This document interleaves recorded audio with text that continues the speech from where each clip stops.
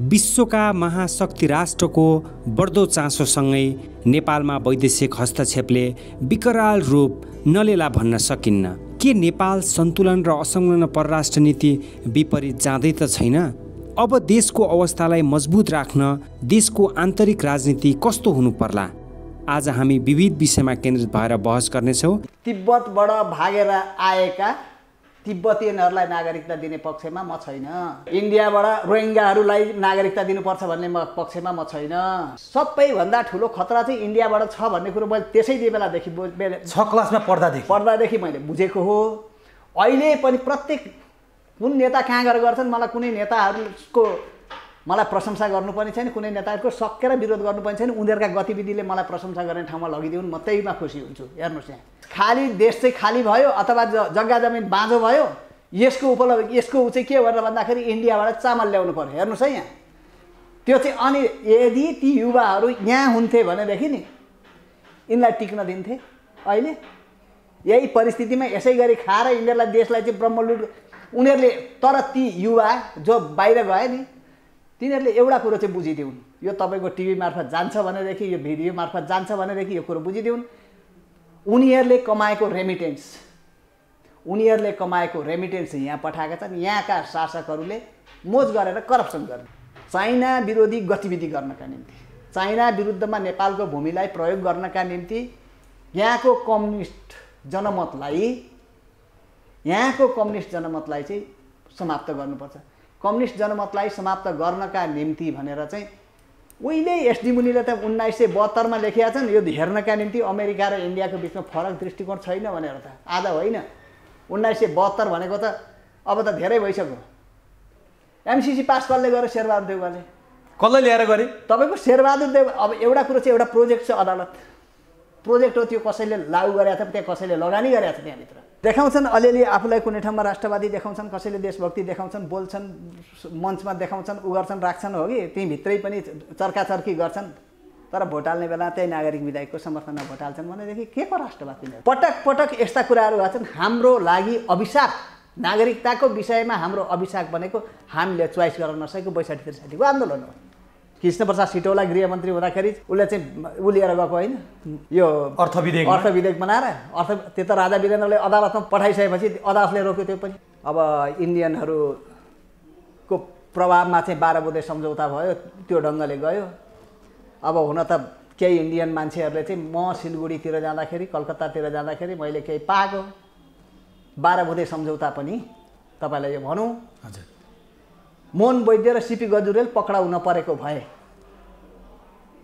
12 बुँदे सम्झौता हुने थिएन। 12 बुँदे सम्झौता गर्नका लागि उनीहरू दुईजना बाधक थिए।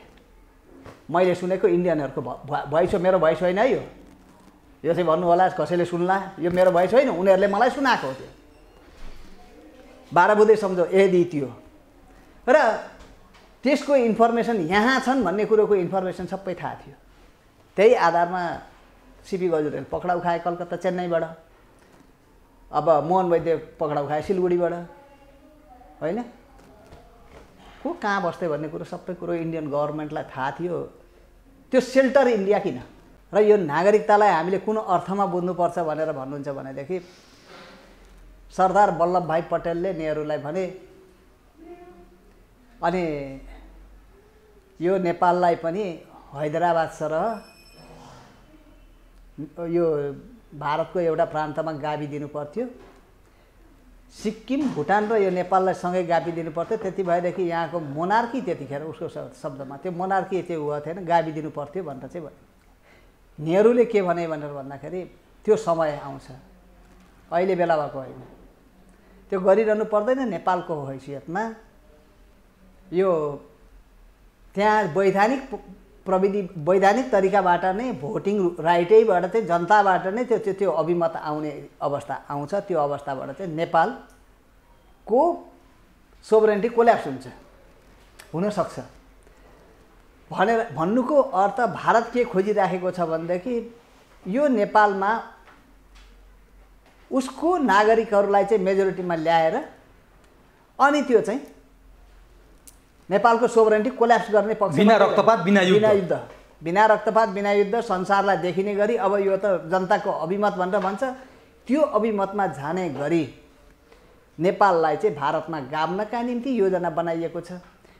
अब यो आरके यादवको त्यो मिसन र तराईको कुरो उठिएको छ। तराई नभन्दै हामीले हेऱ्यौँ तराई आन्दोलन त्यो ढङ्गले चल्यो कि त्यहाँबाट टोटल रूपमा चाहिँ पहाडी बासिन्दाहरू चाहिँ विस्थापित भए। पहाडी बासिन्दा मात्रै विस्थापित भएनन्, त्यहाँका रैथाने मधेसीहरू जो पुराना नागरिकहरू हुन्, जो चाहिँ पहिलादेखि बसोबास गरेर आइरहेका, त्यहाँको चाहिँ जङ्गल फाँडेर मरुभूमि फाँडेर बसेका रैथाने मधेसीहरू समेत पनि विस्थापित भए। अब एउटा अनुसन्धानको सिलसिलामा हेर्नुहोस्, एउटा अनुसन्धानको रिपोर्ट बनाउनु थियो हामीले। त्यो रिपोर्ट बनाउने सिलसिलामा हामी 2-3 जना साथीहरू जनकपुरदेखि सप्तरीसम्म उता मोरङ सुनसरी, मोरङ झापाको कुरो नगरौँ, उतातिर चाहिँ त्यसको अलिक वर्चस्व छैन। सुनसरीको तल्लो बेल्ट अलिकति छ, मोरङको पनि तल्लो छेउ बोर्डर एरिया मात्रै अलिकति हो, नभए छैन। झापामा त्यसको छैन। भनेपछि त्यो ठाउँको स्थिति हामीले अध्ययन गर्नका निम्ति एउटा सिलसिलामा गएका थियौँ। त्यहाँको जुन तराई क्षेत्रको दलित भनिने मान्छे जुन हो, त्यो दलित भनिने मान्छेहरू त्यो पछिबाट आएका मान्छेहरूबाट चाहिँ सुशोषित छ। उसले चाहिँ पहाडे कम्युनिटी खोजिएको छ पछिल्लो दिनमा। यो 70 सालको चुनावको सेरोफेरो थियो, हामीले आकलन गऱ्यौँ, ब्रोडकास्ट गऱ्यौँ। जनकपुरमा चाहिँ मधेसी पार्टीले जित्दैन है, यो मधेसवादी भन्नेले चाहिँ जित्दैन भनेको थियो, नभन्दै त्यही भयो। हामी सिराहा गयौँ, सिराहाको किसानहरूले रुचाइराखेको छैन। राजविराज जाँदाखेरि व्यापारी 2-3 वटा व्यापारीसँग हामीले कुरो गऱ्यौँ। व्यापारीले के भने चाहिँ एउटा किराना व्यापारी, अब हामीले त पहाडै देख्यो नि त। अनि त्यो किराना व्यापारीले के भन्यो भनेदेखि हेर्नुहोस्, पहिला तपाईँहरू यहाँ हुँदाखेरि एउटा दसैँमा मात्रै मैले 9 बोरा धनियाँ बेचेका थिएँ। अहिले जनसङ्ख्या बढ्या छ, त्यो जनसङ्ख्या कहाँबाट आएको छ थाहा छैन, त्यो जनसङ्ख्या बढ्या छ। अहिले मेरो वर्षभरिमा 5 बोरा धनियाँ जाँदैन, बिक्री हुँदैन। मैले एउटा दसैँमा बेचे जति धनियाँ म वर्षभरिमा बेच्न सक्दिनँ। मेरो व्यापार कहाँ गयो? त्यो मधेसी नाम लिएर चाहिँ हामी मधेसी हौँ भनेर भन्दैमा हुन्छ र त? म होइन भनेर भन उसले। त मान्छे त तराई मुल्कै हो। अर्को एउटा कपडा व्यापारी कहाँ गयौँ हामी, के भन्दो रहेछ भनेर। कपडा व्यापारीले के भन्यो भनेदेखि तपाईँहरू यहाँ हुँदाखेरि पहिला, ऊ चाहिँ पहाडे देखेर भनेको थियो पनि, तपाईँहरू यहाँ हुँदाखेरि पहिला तपाईँहरूले आउनुहुन्थ्यो, एकचोटिमा कम्तीमा पनि मेरो 1000-1200को सामान उठाइदिनुहुन्थ्यो। एकजोर लुगा हालेर जाँदा 1000। अहिले मैले तपाईँहरूलाई दिने मेरो क्वालिटीको त्यो कपडा छैन। यहाँ 200-300को खोज्न आउँछ, म कहाँबाट दिउँ? अनि प्रायः जसो मान्छे पारीबाट आएको छ, पारीबाटै उसले लिएर आउँछ। अनि मेरो व्यापार चौपट छ, अनि यहाँबाट त उठेर जा भनिएको छ। अर्थ यस्तो अर्थमा छ। यस्तो खालको सिचुएसन उनीहरूका लागि पनि छ। भनेपछि त्यो मधेस आन्दोलनले क्रिएट गरेको अहिलेको 2 नम्बर प्रदेश, मधेस प्रदेश जसलाई भनिन्छ, त्यहाँको स्थिति, रैथाने मधेसीहरूको हालत के छ त्यहाँ। यदि उनीहरूले नपाएको नागरिकता उनीहरूको हकमा दिनुपर्छ। तर नागरिकता भनेको बाँड्ने कुरो होइन, गैर नागरिकलाई नागरिक बनाउने कुरो होइन। यो चाहिँ आफ्नो सोभरेन्टीलाई लस गर्नका निम्ति। अब हेर्नुहोस्, योदेखि पछाडि 2019 सालको संविधान पछाडि नागरिकता ऐन 2020 आयो नि। अहिलेको अवस्थाबाट हेर्नु पर्यो भने, हाम्रो आँखाले हेर्ने हो भने होस् न, त्यसमा केही सामान्य संशोधनको आवश्यकता थियो होला, नभए सबैभन्दा पर्टिकुलर राम्रो मैले भन्नुपर्यो भने म त्यसलाई भन्छु। 62-63 को आन्दोलन पछाडिको स्थिति म देखाउँछु। 3 वटा मान्छेले सही गर्दाखेरि नागरिकता पाइन्थ्यो। 3टा पार्टीका त्यो ठुटे नेता हुन्छ नि तलका, तिनीहरूले पैसा खाएर नागरिकता बेच्दा हुन्थ्यो सही गरेर। म एउटा भनौँ झापाको एउटा ठाउँमा म एक दिन भिजिटको लागि गएँ। घरेलुको त्यतिखेरको त्यहाँको हाकिम रामबहादुर कुरुम्बाङ भन्ने थिए, उनी चाहिँ त्यो नागरिकता टोलीमा खटिया रहेछन्। ऊ अलिक स्ट्रङ थिए मान्छे अरू भन्दाखेरि।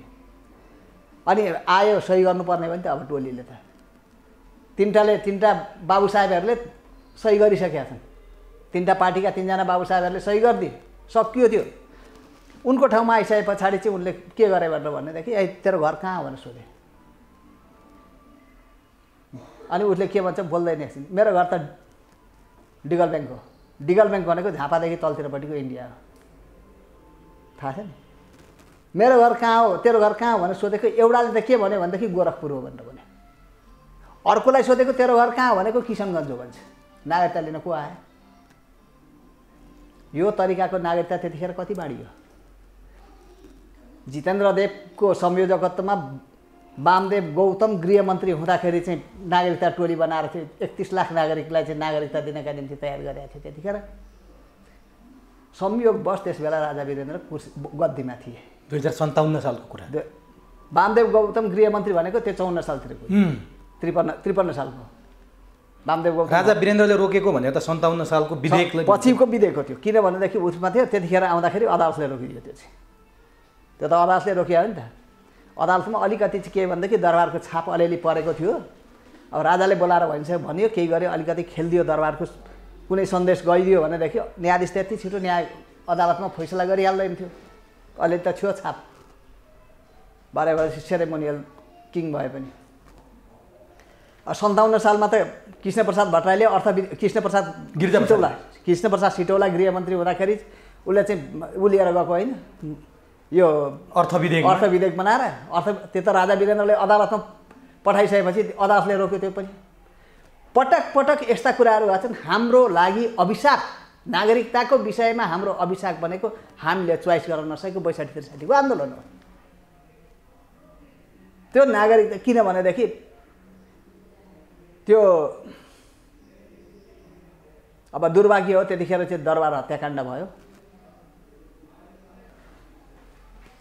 नेपाल किन हुन सकेन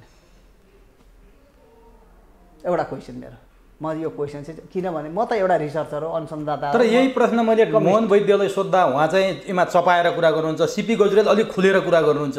उहाँले प्रचण्ड र बाबुरामप्रति नेतृत्वप्रति पुरै आशंका गर्नुहुन्छ। मोहन वैद्य चाहिँ मान्न तयार हुनुहुन्न यो होइन। अब उहाँ एउटा कुरो मोहन वैद्य चाहिँ अलिक अनेस्ट मान्छे हो, त्यो इमान्दार मान्छे हुन्। उहाँ चाहिँ अलिक इमान्दार हो क्या। अब सबैलाई त्यो देख्नु पनि आवश्यक छैन। म पनि देख्न सक्दिनँ तर शङ्का त गर्न सक्छु नि त। म चाहिँ रिसर्चर हो। हेर्नुहोस् कुनै कुरो आउँदाखेरि कसैको पनि क्रिटिकल भ्यू नराखिकन म कसैलाई हेर्दिनँ र मलाई पनि कसैले हेरोस् भन्ने म चाहन्न। हामी क्रिटिकल्ली हेर्नुपर्छ। केही कुरो एक्सपोज हुँदाखेरि पनि क्रिटिकल्ली हेर्नुपर्छ। क्रिटिकल्ली हेर्दाखेरि त्यसका पोजिटिभ र नेगेटिभ दुइटै पाटाहरू जाँचिन्छन्। पोजिटिभ हाई छ कि नेगेटिभ हाई छ। अब पोजिटिभ हाई छ भने द्याट इज करेक्ट। पोजिटिभ पाटो जब आउँछ भनेदेखि द्याट इज करेक्ट। भनेपछि दालमा कुछ काला आयो भने होइन। त्यसो हुँदाखेरि चाहिँ मान्छेहरूसँग सबै जुनसुकै मान्छेसँग पनि गुण र अवगुण हुन्छ। कसैसँग पनि अवगुण नभएको मान्छे हुँदैन। गुण पनि हुन्छ अवगुण पनि हुन्छ। तर मात्रा के हो त गुणको बढी छ कि अवगुणको बढी तर हेर्दिनँ। आजको दिनमा उसको व्यवहार हेर्छु म। यो कुरो हेर्नुहोस् अघि हिजोको कुरो हिजो तर के हो भनेदेखि त त्यो डेडिकेसन गरेको त्यो स्थिति त मै जस्ता अरू पनि होला। जनमत सङ्ग्रहमा लाग्यो त्यसदेखि पछाडि चाहिँ निरन्तरसम्म लागेर 46 सालको आन्दोलनमा बहुदलको पक्षमा लाग्ने मान्छे म पनि हो। आन्दोलनमा लागेकै मान्छे हो। यति त्यो मात्रै होइन 62-63 को आन्दोलनमा पनि लाग्यो। कुनै न कुनै रूपबाट चाहिँ लागिएको थियो। आज पश्चाताप छ डाक्टर। तर एउटा कुरो जुन किसिमले राष्ट्र कोल्याप्स गर्नेतिर चाहिँ गइराखेको छ हामीले गलत नेतृत्व छानेछौँ गलत नेता छानेछौँ भन्ने कुरामा चाहिँ मलाई पश्चाताप छ। तर तपाईँहरूले यो भनिरहँदा तपाईँहरूमाथि एउटा उनीहरूको आरोप हुन्छ कि यिनीहरू कन्स्पिरेन्सी थ्योरी प्रयोग गर्दैछन्। काहीँ केही भएको छैन। प्रचण्डले त सर्लाहीमा गएर बोले नागरिकता विधेयक संसदबाट पारित भएपछि 1,47,000 मधेसका दाजुभाइ दिदीबहिनीहरूको लागि लडे प्रतिबद्धता जाहेर गर्छु तपाईँहरूले नागरिकता पाउनुहुन्छ भन्दा कसरी बुझ्ने। 1,94,000 होइन। म दिल्लीमा गएको पनि छैन। म गए पनि मैले कुनै टप लिडरसँग चाहिँ गठबन्धन गरेका छैन। मैले त्यहाँ पारिपट्टि यो के भन्छ रक्सोल अथवा चाहिँ झापाको पारिपट्टि गलगलिया गएर कुनै चाहिँ पोलिटिसियनलाई मैले भेटेको छैन। म जान्छु भनेदेखि मेरो आफ्नो पारिवारिक छ उसको लागि चाहिँ म जान्छु। त्यहाँ गएर त्यो गर्नेवाला पनि छैन।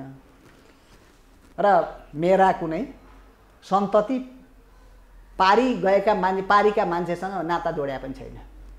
तपाईँलाई यति चाहिँ कुरो म भन्छु मेरा कुनै सन्ततिले पारीका मान्छेसँग नाता जोड्या छैन। पारी बसेर युद्ध गरे पनि होइन। पारीका मान्छेसँग मैले नाता जोड्या छैन। त्यस कारणले मेरा बुहारीलाई नागरिकता दिनुपर्छ, मेरा ज्वाइँलाई नागरिकता दिनुपर्छ, मेरा नाति नातिनीलाई नागरिकता दिनुपर्छ भनेर म भन्दिनँ। प्रष्ट भाषा एउटा कुरो हो यो हो कि कसले के भने कुन नेताले के भने यो कुरो छोडिदिनुहोस्।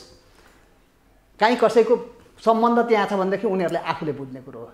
आफ्ना लागि मरिमत्ते कसैले गर्छ भनेदेखि त्यो राष्ट्र चाहिँ बेच्न पाइँदैन भन्छु म। यति नै भन्छु म। अब दोस्रो कुरो चाहिँ के हो भनेर भन्दाखेरि 46 सालको मुभमेन्ट पछि दिन प्रतिदिन देश कसरी कमजोर हुँदै गएको छ, देशको सार्वभौमिकता कसरी कमजोर हुँदै गएको छ, कुन कुन हदकण्डाहरू कसरी प्रयोग हुँदै आएको छ, एज ए रिसर्चरको हैसियतले एउटा अनुसन्धानकर्ताको हिसाबले अध्ययन गर्दा चाहिँ कति ठाउँमा त हामीले पढाउनु पनि पर्छ नि, पढाएको पनि छौँ नि। भन्दाखेरि यो आयो हामीलाई सिकाइन्छ के भनेर भन्दाखेरि रिसर्चमा विद्वानहरूले बाहिरकै पनि विश्वभरि उसलाई चाहिँ सोध्ने के हो भन्दाखेरि बायस हुनु हुँदैन है कसैप्रति। त्यस कारणले मैले बोल्दाखेरि न हिजोको पञ्चायत व्यवस्थाप्रति बायस हुने हो, न राजा महेन्द्रप्रति, न वीरेन्द्रप्रति, न ज्ञानेन्द्रप्रति अथवा अहिलेका नेताहरूप्रति बायस प्रति कसैप्रति हुने होइन। तथ्यमा बोल्ने हो, जे देखिन्छ त्यो कुरो भन्ने हो। मैले बुझेको मेरो धर्म भनेको यही हो। तर त्यसो भए डाक्टर साहब तपाईँ पश्चातापमा हुनुहुन्छ। हिजो 46 सालदेखि 62-63 सम्मको परिवर्तन जनमत सङ्ग्रहमा पञ्चायत विरुद्ध लाग्नु मेरो गल्ती रहेछ भन्ने पुग्नु भयो अहिलेको नेताहरूको कारणले। म सिस्टमको विषयमा म पश्चाताप त छैन। म सिस्टमको तर यी नेताहरूको यो सिस्टमले जन्माएका जुन नेताहरू छन् यिनीहरूको यो सिस्टममा जुन लिडरसिपमाथि चाहिँ हामीले विश्वास गरेछौँ त्यो लिडरसिपप्रति चाहिँ मलाई घृणा छ। तर तपाईँ नेपाली जनता जो नागरिकता पाउनबाट विमुख छन् तिनीहरूले नागरिकता पाउनका लागि बनाइएको नागरिकता विधेयकको विरोधी हो? त्यो होइन। जो नेपाली नागरिक छन्, मैले अघि भने नि तपाईँलाई, त्यो सतार, त्यो राजवंशी, त्यो मेचे, त्यो कोचे यो प्रति मलाई केही गुनासो छैन। तर तिब्बतबाट भागेर आएका तिब्बतीयहरूलाई नागरिकता दिने पक्षमा म छैन। ती शरणार्थीहरूलाई इन्डियाबाट रोहिङ्गाहरूलाई नागरिकता दिनुपर्छ भन्ने पक्षमा म छैन। इन्डियाबाट आयातित भएका मान्छेहरू तिनीहरूलाई नागरिकता दिनुपर्छ भन्ने पक्षमा म छैन। तपाईँले जोलाई इङ्गित गर्नुभयो तिनीहरूको लागि ल्याइएको नियम हो यो त्यसका लागि हो। अहिलेदेखि होइन नि, त्यो चाहे वामदेवले जितेन्द्र देवको आयोग बनाएर क्रिएट गरेको समस्या होस्, चाहे पछि उसमा चाहिँ अर्थविधेयकको रूपमा लिएर आएको होस् या अहिलेको होस्, अब यो अवस्थासम्म आउँदाखेरि चाहिँ यही देखिन्छ। नागरिकताको विषयमा तपाईँ एउटा कुरो चाहिँ मान्छेको एउटा स्कुलिङ हुन्छ नि, त्यो चाहिँ बच्चादेखिको स्कुलिङ हुन्छ क्या। कतिपय मेरा बानी बेहोराहरू मलाई यो उमेरमा आएर परिवर्तन गरेर म सक्दिनँ। तपाईँलाई यो प्रश्न गर्नु, म परिवर्तन हुन सक्दिनँ यो उमेरमा आइसकेपछि। म 6 क्लासमा पढ्दै थिएँ एउटा प्राइमरी लोअर सेकेन्डरी स्कुलमा, झापाको त्यो फुलबारी भन्ने उसमा चाहिँ म 1.5 वर्ष मैले पढेँ। म 6 क्लासमा पढ्दै थिएँ। 6 क्लासमा पढ्दै एक दिन जुलुस आयो। अलिक यङहरूको चाहिँ जुलुस आयो। हामी त फुच्चा केटाकेटी हो, के हुन्छ, के बुझ्छ 10 वर्षको मान्छेले, 9-10 वर्षको मान्छेले के बुझ्छ।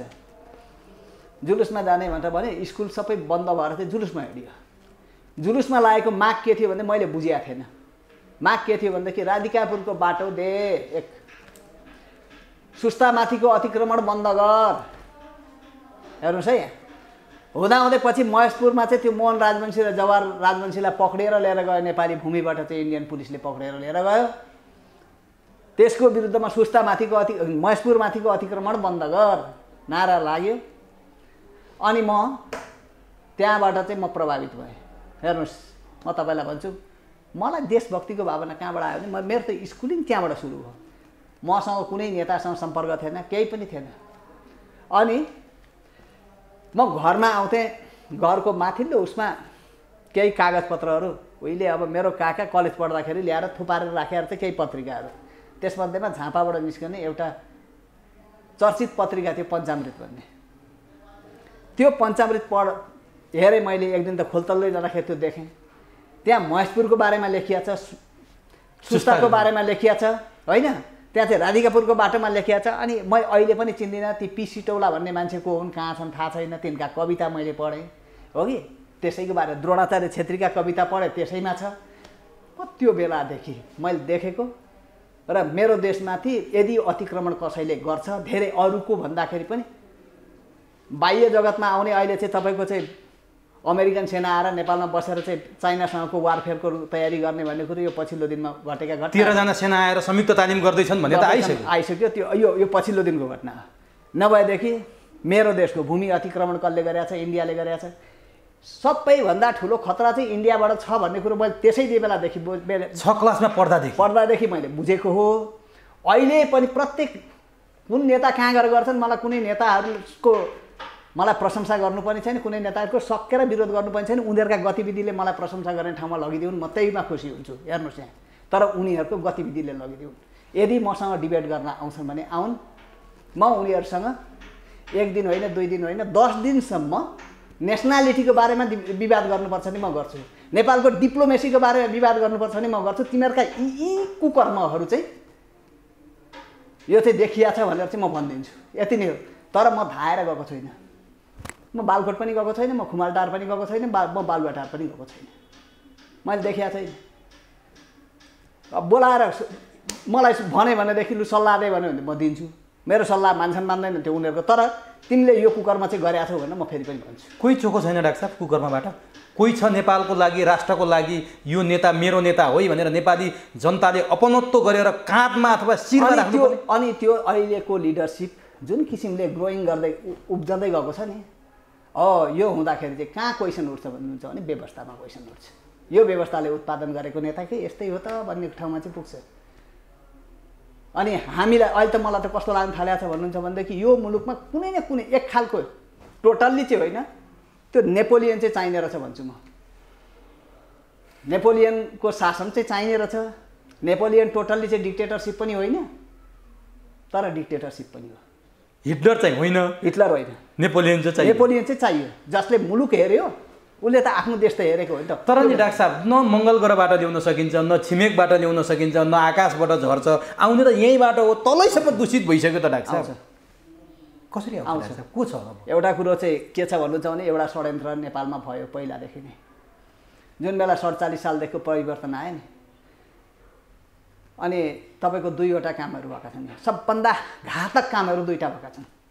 एउटा काम यहाँको उद्योग धन्दा कल कारखाना सबै बेचिए, है, सबै बेचिए। कसले बेच्यो? नेपाली काङ्ग्रेसको सरकारले बेच्यो। प्रश्न देखिया छ, कसैले भन्दा पनि त्यही भन्छ, उद्योग धन्दा कल कारखानाको दुश्मन यो मुलुकमा कोही छ भने नेपाली काङ्ग्रेसको। यही प्रश्न नेपाली काङ्ग्रेसका नेतालाई सोद्धा हामीले त बेच्यौँ, कम्युनिस्टहरू पटक पटक सत्तामा आए, किन नखोल्या भनेर पन्छिन्छन्। होइन, बेचिसकेपछि कहाँ खोज्छ? एउटा कानुन त पहिला उनीहरूले बनायो नि, बनाएन? एकछिन, कम्युनिस्टहरू पनि सबै ठिक छन् भनेर म भन्दिनँ।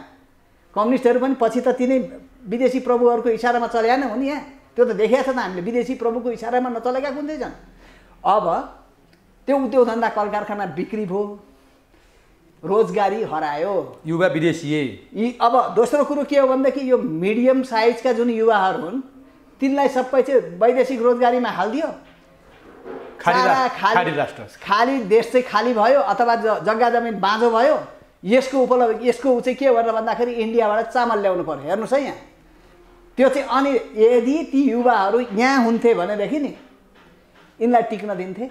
अहिले यही परिस्थितिमा यसै गरी खाएर यिनीहरूलाई देशलाई चाहिँ ब्रह्मलुट उनीहरूले। तर ती युवा जो बाहिर गए नि तिनीहरूले एउटा कुरो चाहिँ बुझिदिउन्, यो तपाईँको टिभी मार्फत जान्छ भनेदेखि, यो भिडियो मार्फत जान्छ भनेदेखि यो कुरो बुझिदिउन्, उनीहरूले कमाएको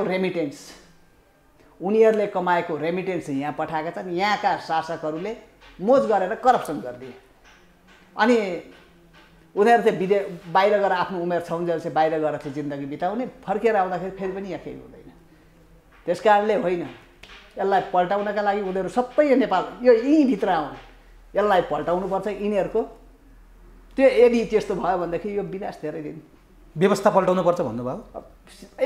पऱ्यो भन्दै त्यो व्यवस्था पनि पल्टाउनु। विकल्प के त गणतन्त्रको? योभन्दा उत्तम व्यवस्था त अर्को छैन होला। गणतन्त्रको मोडल के संसारमा एउटै छ? संसारमा एउटै किसिमको सिस्टम छ। जापानमा गणतन्त्र छैन, राजतन्त्र छ, विकसित छैन। बेलायतमा राजतन्त्र छ अहिले पनि त। थाइल्यान्डमा राजतन्त्र एकछिन म तर यसको अर्थ मैले राजतन्त्रको समर्थन गरे होइन, यो पनि बुझुन् हो कि? किनभने राजतन्त्रलाई निरपेक्ष ढङ्गले मैले समर्थन या विरोध गर्ने। तर एउटा प्रश्न मलाई कहाँ सोध्न मन लाग्यो भने डाक्टर साहब, पहिला 62-63को आन्दोलन हुनुभन्दा अगाडि नेताहरूको मुखबाट गणतन्त्र बोल्न लाउँथे क्या जनताले तलबाट। आमसभा हुन्थे नि। अब राज संस्था जाने बेला भयो, 62-63को आन्दोलन सफल भयो, गणतन्त्र बोल भन्दाखेरि नेताहरू बोल्न गाह्रो मान्थे। अन्तर्यमा गणतन्त्र रहेछ। अहिले चाहिँ गणतन्त्रको विरोध गर्ने तपाईँहरू जस्तै जो यो खालको गणतन्त्र है, मैले गणतन्त्रको विरोध भनेको छैन, यो गरे तपाईँहरू जस्तो जो राष्ट्रभक्त देशभक्तहरू हुनुहुन्छ बाहिर, उहाँहरूले चाहिँ राजतन्त्र भन्न चाहिँ आउन्न मुखबाट सजिलो छैन। अन्तर्यमा राजतन्त्र पो छ कि भन्ने हाम्रो लाग्छ क्या। राजतन्त्र भन्न नसक्ने, यो गणतन्त्र पनि स्वीकार्न नसक्ने, अनि त्यो बिचको भ्याकेन्ट के हो त? एउटा कुरो, गणतन्त्र म एकछिनका लागि यसको मोडालिटी यो कतिवटा चाहिँ मान्छेको चुनाव हुन्छ यहाँ अहिले पर्सि जाँदाखेरि तपाईँ यो भन्नुहोस् त यसका लागि लाग्ने खर्च कति हो अहिले 10 खरब कि कति त मागे त होइन उसले निर्वाचन आयोगले हो अनि त्यसमा हुने अरू इलिगल खर्च कति हुन्छन् प्रचण्ड आफैले भनेको छ 10 करोड चाहियो एउटा एमपी उठ्न भनेर भनेको छ हेर्नुहोस् है यहाँ अब शशाङ्क कोइरालाले 6 करोड खर्च गरे भनेको छ तपाईँ एउटा कुरो अमेरिकाको चुनाव हुँदाखेरि यति खर्च हुन्छ एउटा राष्ट्रपतिको चुनाव हुन्छ त्यहाँ अनि कुन प्रान्तबाट कति राष्ट्रपतिले कुन पोजिसन ल्याएको हुन्छ त्यही अनुसारले पक्ष र विपक्षको चाहिँ सिनेटरहरूको चुनाव हुन्छ सिनेटरहरूलाई भोट हालेका छन् जनताले अनि तपाईँको अमेरिकाको सिनेटमा तपाईँको चाहिँ कुनै सिनेटर मन्त्री भएका छन् त्यो सिनेटर मन्त्री हुन पाउँदैन भने खर्च गर्छ त्यसले 10 करोड त्यो मन्त्री हुन पाउने भएपछि नि गर्छ त यो मामलामा एउटा एजेन्डा त्यो अहिले राप्रपाले उठाएको छ नि घरिघरि उठाउँछ नि त्यो प्रत्यक्ष कार्यकारी होइन राजेन्द्र लिङ्गदेनले घरिघरि उठाउँछ नि त्यो के अरे सांसद चाहिँ मन्त्री हुन पाउँदैन भनेर अनि त्यो त त्यसले उठाउनुभन्दा अगाडि मैले तपाईँको टेलिभिजनमा मैले भनेको छु उसले उठाउनुभन्दा अगाडि है अब ऊ चाहिँ नेता भएको हुनाले उसको सर्कुलेट हुन्छ मेरो चाहिँ सर्कुलेट हुँदैन तर त्योभन्दा अगाडि किन भन्दाखेरि यो चाहिँ यो मैले उठाएको एजेन्डा यसले उठाइदियो भन्छु म यो हिसाबमा तपाईँको यो हुने हो भनेदेखि रहर कसले गर्छ लिमिट हुन्छ पहिलो कुरो यो किसिमको मोडालिटीको प्रान्त जुन किसिमको अहिलेको मोडालिटीको प्रान्त छ नि प्रदेश छ यसको काम के यसको औचित्य के अहिले सबैको ठाउँमा यो क्वेसन उठिएको छ अघि अब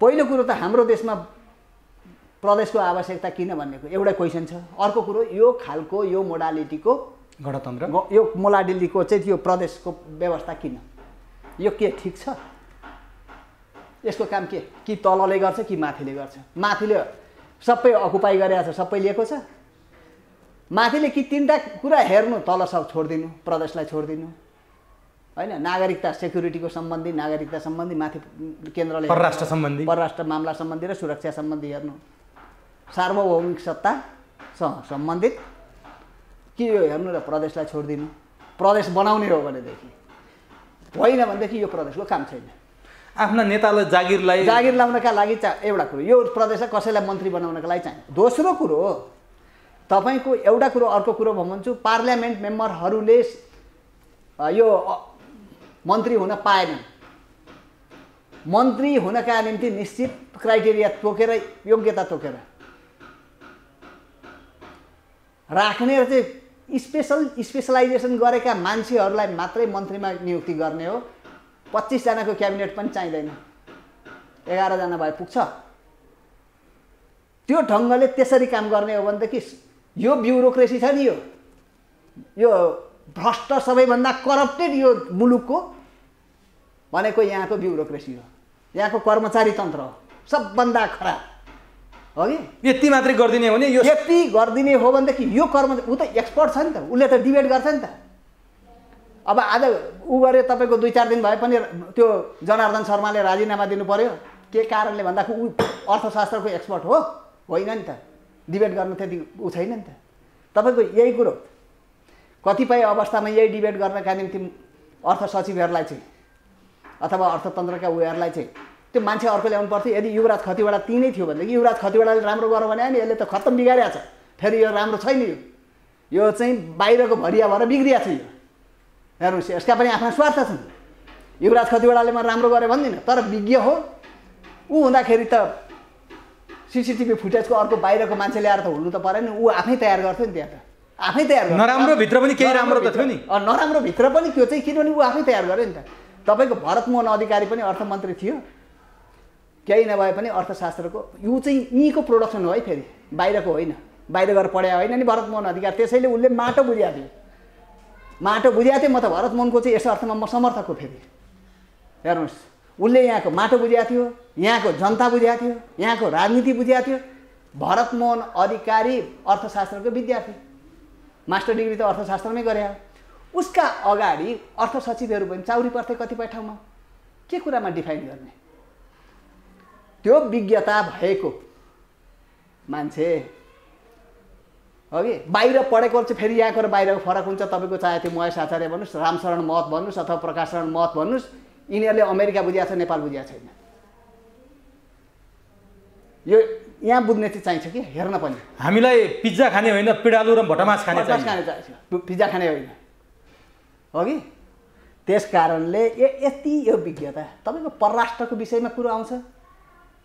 परराष्ट्रको पार्टीभित्र पार्टी चलाउनका लागि कोही परराष्ट्र विज्ञ भयो होला, त्यो राख्यो होला, तर त्यो विषयमा एक्सपर्टिज हामीले यहाँको उत्पादन किन गर्न सक्दैनौँ?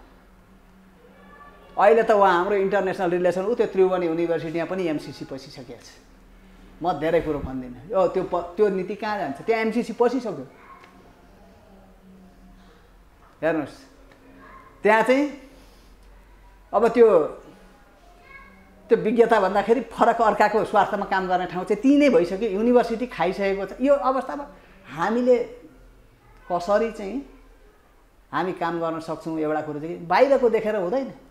मेरो देशको माटो के, मेरो देशको भूगोल के, मेरो देशको रुख जङ्गल के, मेरो देशको पानी के, त्यसलाई पो बुझ्नु पर्यो त। त्यो त बाँकी नै रहेन त डाक्टर साहब। केही पिन्छ सुन्नुहोस् न, बाँकी रहेन त नबुझेर बाँकी नरहेको। अब तपाईँको यो उठिया छ, तपाईँ म यो नागरिकताको विषयमा तपाईँले सोधिरहनुहुन्छ। 36 सालको जनमत सङ्ग्रहमा नागरिकता बेचियो। हेर्नुहोस् यहाँ रुख जङ्गल मासेर भए पनि नागरिकता बेचियो। कीर्तिनिधि विष्ट प्रधानमन्त्री थिए।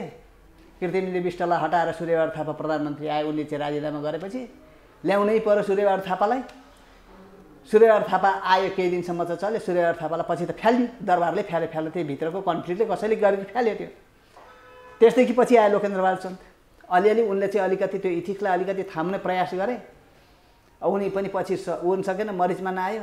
मरिचमानले पनि थामे त धेरै प्रेसर चाहिँ राजाले थामे। अब यो हुँदा हुँदै पछि बौद्धल आइसके पछाडि कृष्णप्रसाद भट्टराईले एउटा कुरो भनेको छ, तपाईँको एक ठाउँमा म सुनाउँछु। यो गणेश पार्कको चाक्सीबारीमा आएर सारा इन्डियन नेताहरू आएर बसे, भाषण गरे। हामीलाई पनि बडा स्वाद लाग्यो, हामी त्यतिखेर थप्पडी मार्यौँ। तर त्यसको इम्प्याक्ट हामीले पनि बुझेनौँ। हामी अहिले हेर्दाखेरि एउटा रिसर्चर, त्यतिखेर त म स्टुडेन्ट थिएँ, एउटा अनुसन्धानकर्ताको हिसाबले हेर्दाखेरि हाम्रो त्यसको प्रभाव कहाँ परेछ भन्ने कुरो। अनि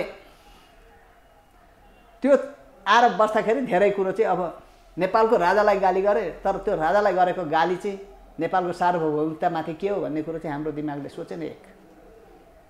हो कि दोस्रो कुरो, कृष्णप्रसाद भट्टराईले पछि गएर चाहिँ प्रधानमन्त्री भइसकेपछि भनेका छन्, चन्द्रशेखरजीहरू आउनुहुन्छ। त्यो त मैले लेखेकै छु मेरो किताबमा। चन्द्रशेखरजीहरू आउनुहुन्छ, हामीसँग यो नदी दे भन्छ, यो खोला दे भन्छन्, यो जङ्गल दे भन्छन्, यो यस गर्छ, यति मान्छेलाई नागरिकता दे भन्छ। तिमीलाई त हामीले प्रजातन्त्र दियौँ, त्यो प्रजातन्त्र हामीले दिएको प्रजातन्त्रको बदलामा यति दे भनेर भन्यो। अब हामीले हाम्रो देशलाई हेर्ने कि हाम्रा मित्रहरूलाई हेर्ने, हामी चाहिँ लड्खराइराखेका छौँ। त्यहाँभित्र कति मार्मिक स्थिति छ, कति भावुक तरिकाले बोलेको छ त्यो बुढो मान्छे।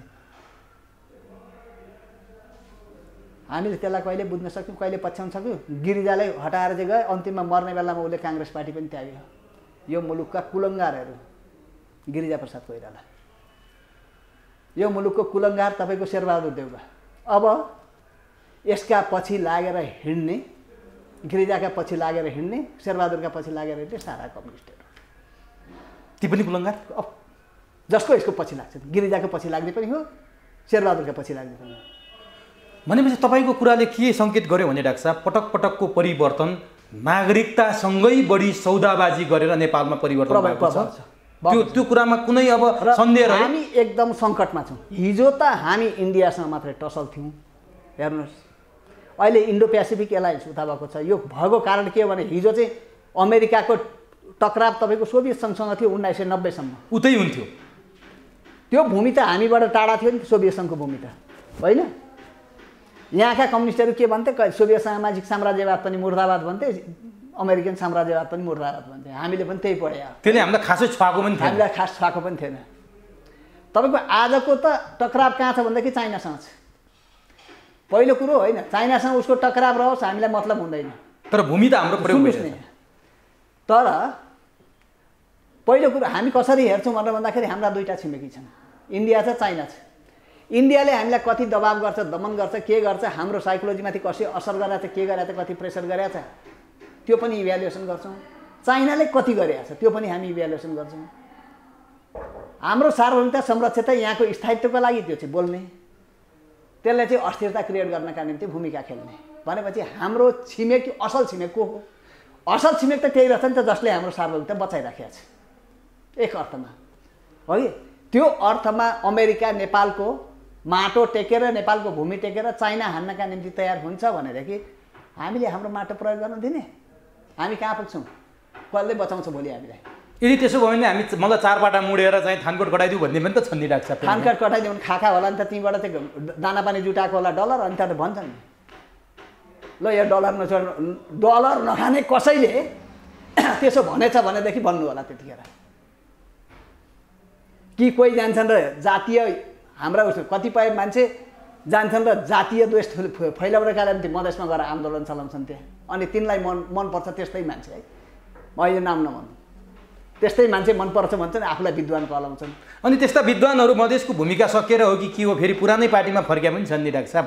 पार्टीमा फर्के भन्न गाह्रो भएको छ, म कम्युनिस्टमा आएँ भन्न गाह्रो भएको छ, म फेरि त्यही माओवादीको चुनाव चिन्हबाट लड्छु भन्न चाहिँ किन सजिलो भएको? एउटा कुरो तपाईँले सोध्नुभयो अघि नै, अब यहाँ चाहिँ यो खुल्नुभयो, तपाईँ बाबुरामजीको कुरो निकाल्नुभयो, तपाईँले वामदेवको कुरो निकाल्नुभयो। वामदेवजी तपाईँको 54 सालमा पार्टी फुटाएर बसेका मान्छे हो कि? उनले पार्टी फुटाउँदाखेरि उनको पार्टीको कार्यकर्ता थिएँ म पनि एक अर्थमा त्यतिखेर। मैले भन्नै आँटेको थिएँ डाक्टर साहबले आफै भनिहाल्नु। म पनि उनको पार्टीको कार्यकर्ता थिएँ, तर उनको अस्थिर चरित्र, उहाँको चाहिँ अस्थिर चरित्र, वामदेवजीको अस्थिर चरित्र त्यतिखेर उनी नेता भएको बेलामा चाहिँ बुझियो क्या, एकदम अस्थिर। एउटा कुरो के भन्नुभयो भने थापाथलीमा एउटा कार्यकर्ता भेला थियो, चुनाव भर्खर सकिया थियो, अब समानुपातिको हैसियत हुँदो रहेछ, उहाँ त समानुपातिको त्यसपछि वकालत गर्नुभयो, समानुपातिको हैसियत हुन्थ्यो भन्दै सायद 15-20 सिट उहाँको भागमा अझै पनि पर्थ्यो। हेर्नुहोस् है, यहाँ शून्य हुने अवस्था थिएन, शून्य अवस्था हुने थिएन, किनभनेदेखि 6% भोट भने त तेस्रो पार्टीको भोट हो त्यो है, जनताले मत नदिएको पनि होइन, 6% भोट, अरूले 28% र 30% होइन, 26% र 28% ल्याएको बेलामा काङ्ग्रेसको 28-30% गन्छ, एमालेको 26%, सायद त्यस्तै होला, 2%को फरक छ उनीहरू दुईटाको बिचमा, सङ्ख्या अलिकति ठुलो ग्याप भएको भए पनि। त्यो अवस्थामा 6% दोस्रो पार्टी त तेस्रो पार्टी त वामदेवजीको थियो नेतृत्वमा, त्यो अवस्थासम्म चाहिँ गएको। यदि अहिलेको जस्तो समानुपातिको भोट हुन्थ्यो भने पार्लियामेन्ट निल हुने थिएन, सायद उहाँले पार्टी विघटन गर्नुहुने थिएन होला, निर्णायक शक्ति हुनुहुन्थ्यो, प्रधानमन्त्री बनाउने, प्रधानमन्त्री बनाउने खेल्ने त तेस्रो शक्ति भएपछि त नि त त्यो राप्रपा आउने थिएन क्या, राप्रपा खेलाउने ठाउँ पुग्थेन। अब भइदियो त के भनेर भन्दाखेरि त्यो त्यतिखेर त त्यो अवस्था थिएन। अनि त्यो नभइसकेपछि उहाँले एक थापाथलीको एउटा भेला भन्नुभयो, सुन्ने श्रोताभित्रको एउटा मान्छे म पनि हो। हेर्नुहोस्, चुनाव नहुँदाखेरिसम्म त तँलाई यस्तो भन्थे यस्तो भन्थे फुर्क्याउने मान्छेहरू थुप्रै आउँथे, तँ लाग तेरो राष्ट्रवादी अडान छ, यस्तो छ, तँ चाहिँ उ गर्छस् भनेर चाहिँ मलाई त्यो पनि भने हो भनेर भने। अनि अहिले चाहिँ अब पार्टी चलाउन अप्ठ्यारो हो, अनि कुनै बिजनेस मान्छेहरूलाई चाहिँ यति चाहिँ सहयोग गर न भनेर पहिला दिइराखेको, तिनीहरूलाई चाहिँ कसैलाई सहयोग गर न भनेर भने त अब त तेरो पार्टीको संसदमा केही भूमिका छैन, तँलाई किन सहयोग गर्ने, जसको छ त्यसलाई पो हामी गर्छौँ त भन्छन्। भनेपछि यो पार्टी यो देशको पार्टी चलाउनेको हो। उहाँले प्रश्न भन्नुभएको शब्द यही हो।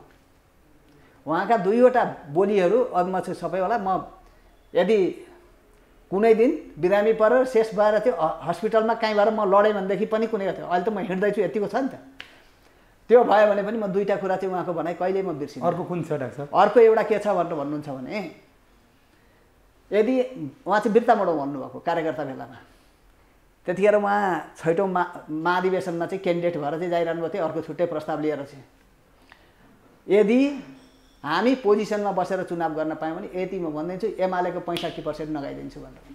54 मा उहाँले त्यो अभ्यास त गरे हो भनेपछि त सत्तामा बसेर गरिने चुनाव के रहेछ त? त्यो त वामदेवले बुझ्या छ, सूर्यबहादुरले बुझ्या होला, गिरिजाले बुझ्या होला होइन। अब प्रतिकूल परिस्थिति सिर्जना केही भएको कारणले गर्दा, कुनै अवस्था खेल्ने कारणले गर्दाखेरि गएको चुनाव त्यस्तो भएन, तैपनि हुन खोज्यो भएन, त्यो आफ्नो ठाउँमा छ। अब यी यस्ता गतिविधिहरू त छन् त होइन, यो यस्ता गतिविधि छन्। अब यही गतिविधिको डाक्टर साहबले भनिरहँदा मलाई जान्न मन लागेको र विद्वान डाक्टर साहबको पनि कुरा गर्यो भन्छु। अनि उहाँको अस्थिर चरित्र, त्यसदेखि पछाडि हुटुटी लाग्यो कि उहाँ चाहिँ एमालेमा फर्किने, उहाँलाई हुटुटी लाग्यो, पछि गयो एमालेमा फर्किँदा के भयो भन्नुहुन्छ भने उहाँका आदि कार्यकर्ता त माओवादीतिर लागिदिए। ती मान्छेहरू धेरै आज पनि माओवादीमा ती लागेका मान्छेहरू माओवादीभित्र राम्रोसँगले पोजिसनमा छैनन्। कति त त्यतिखेर नि मारिए, सेनाबाट मारिए। अघि खोजीको विषय हो यो, त्यो खोजीको विषय हो हेर्नुहोस्, यो गम्भीर छ यो कुरो चाहिँ। केही ठुल्ठुला विद्यार्थी नेताहरू केही दैवले भाग्यले केही कारणले बाँचे, कोही बेपत्ताका सूचीमा अहिले पनि छन्, तिनीहरूले छानी गरियो, त्यो छानेर गरिएको छ। अनि त्यो हेर्ने तरिकाहरूमा त्यतिखेर पनि फरक छ। त्यतिखेर चाहिँ अझ यो कुरो अर्को कुनै भेटमा भनौँला, यसमा नगरौँ, यो छ। अब अर्को दोस्रो कुरो, ती मान्छे त कोल्याप्स भयो नि त, जे भए पनि कोल्याप्स भयो। फर्केर आउँदाखेरि आदि शक्ति लिएर उहाँ एमालेमा प्रवेश गर्नुभयो। त्यतिखेर 56 सालको इलेक्सन सकिएको थियो, माइनस भयो त्यो, अघि माइनस भयो। अनि एमाले पाउने बहुमत पाउने त्यो ढोका बन्द भयो, त्यो ढोका बन्द भयो। त्यसपछिको एमालेको नेतृत्व तपाईँको 64 सालसम्म, म भन्दिनँ 70 सालसम्म, 70 सालसम्म त्यो दिनदेखि वामदेव फर्केको दिनदेखि फर्किए त। अब त्यो हुँदाखेरि एमालेको नेतृत्व पहिले पनि थियो, आखिरी त्यो एमाले त आफ्नो अब्सोल्युटली गयो नि त, एउटा सिङ्गो उसमा गयो, फेरि त एमाले फुट्छ होला भन्ने कल्पना कसैले गरेको थिएन त्यो घटनाबाट। त्योदेखि 70 सालसम्मको अवधि एमालेको नेतृत्व म त लेखेको छु, मेरो किताबमा छ। काङ्ग्रेसको जुनियर पार्टनरदेखि बाहेक के भयो? भाइ किन काङ्ग्रेसको जुनियर पार्टनर? भाइ काङ्ग्रेस भनेर काङ्ग्रेस मात्रै भयो है तपाईँको यो अर्थमा। अब यो अवस्थामा आउँदाखेरि पछिल्लो दिनमा केपी ओलीको नेतृत्व छ नि, केपी ओलीका नेतृत्व, केपी ओलीको हजारौँ अवगुणहरू छन्, हजारौँ अवगुणहरू छन्। तर एउटा प्रयत्नलाई चाहिँ फेरि पनि हामीले सराहना गर्नुपर्छ। एमाले बनाए, एमालेलाई काङ्ग्रेसको जुनियर पार्टनरबाट हुनका निम्ति बचाउँछु भन्ने उनको कमिटमेन्ट जुन हो नि, त्यो कमिटमेन्ट चाहिँ उहाँको कमिटमेन्ट, त्यसलाई मान्नु पर्यो नि त। म चाहिँ ठुलो पार्टी हुन्छ, तर त्यो पार्टीलाई सिद्ध्याउनका निम्ति अहिले विदेशीहरू लागेका छन्। यो नागरिकता विधेयकको कुरो आयो नि, यो जुन खेल्छन् कहिलेकाहीँ तपाईँको चाहिँ राजा ज्ञानेन्द्रलाई लगेर चाहिँ त चाहिँ इन्डियाको ऊ छोडेर चाहिँ चाइनिज गोटी खेल भनेर सिकाउने पनि तिनै हुन्, हो कि? ल अब गद्दी छोड्दै त थाम्न सक्दैनस् भन्ने पनि तिनै विदेशी हुन्, किनभने विदेशीहरूको चङ्गुलमा परिसके पछाडि त्यो हुन्छ। तपाईँको एमसिसीका लागि जुन रडाको निकाल्यो केपी ओलीले, यो ठिक थियो कि थिएन? अस्ति भर्खर आएर चाहिँ एक ठाउँमा बोलेका छन् महाकाली सन्धिको विषयमा, हेर्नुहोस् गल्ती भयो भनेका छन् उहाँ। अब त्यो जुन किसिमले बोलेका छ नि, त्यो भित्र कता कता कुण्ठा चाहिँ पसिया छ, त्यो भित्र कता कता कुण्ठा छ। त्यो मैले काहीँ गल्ती गरेँ भन्ने चाहिँ थाहा छ त्यो, तर बोल्न सक्ने छैन। किन भनेदेखि अघि मैले इन्डियनको एउटा इन्टरभ्यू मैले सुनाएँ तपाईँलाई, अफ द रेकर्ड कुरा भएको थियो हाम्रो है, अफ द रेकर्डमा मैले कुरो गरेको थिएँ। त्यो चाहिँ तपाईँको नाङ्गेधार बनाइदिन्छु भनेर चाहिँ अब विदेशीहरू त यसरी लाग्छन्। अहिले एउटा रिपोर्ट मैले पाएको छु, रिपोर्ट छ एउटा मसँग, मतलब एउटा सूचना भनौँ न, सूचना मैले पाएको छु। चाइना विरोधी गतिविधि गर्नका निम्ति, चाइना विरुद्धमा नेपालको भूमिलाई प्रयोग गर्नका निम्ति यहाँको कम्युनिस्ट जनमतलाई चाहिँ समाप्त गर्नुपर्छ। कम्युनिस्ट जनमतलाई समाप्त गर्नका निम्ति भनेर चाहिँ उहिले एसडी मुनिले त 1972 मा लेखेका छन्, यो हेर्नका निम्ति अमेरिका र इन्डियाको बिचमा फरक दृष्टिकोण छैन भनेर त। आज होइन, 1972 भनेको त अब त धेरै भइसक्यो, झन्डै त्यतिखेर त राजा महेन्द्र नै थिए सत्तामा। त्यो उहिले नेपालको फरेन पोलिसी लेख्दैखेरि नै एसडी मुनिले उहिले लेखेको छ, आज होइन। त्यतिखेर चाहिँ इन्डियाको रिलेसन चाहिँ अझ सोभियत सङ्घसँग थियो, हो त। त्यतिखेर नै इन्डियासँग अमेरिकासँग चाहिँ एउटा टाइअप भइसकेको छ भनेपछि अहिले त इन्डो पेसिफिक एलायन्स भित्रै छ। यो कम्युनिस्ट जनमतलाई इरेज गर्नका निम्ति केपी ओलीलाई उठाउन लगायो, एमसीसी उठाए, प्रेसर गर्यो, उसलाई एमसीसी पास गर्न उसलाई नदियो। यहाँ छ हेर्नुहोस्, यहाँ उठाउन लगायो, उठायो, तर उनको हातबाट पास गर्न किन भन्दाखेरि त्यो ठाउँमा काहीँ झुकिसकेको छ नि त। केपी ओली पनि काहीँ झुकेको हुन्, चुकिया छ।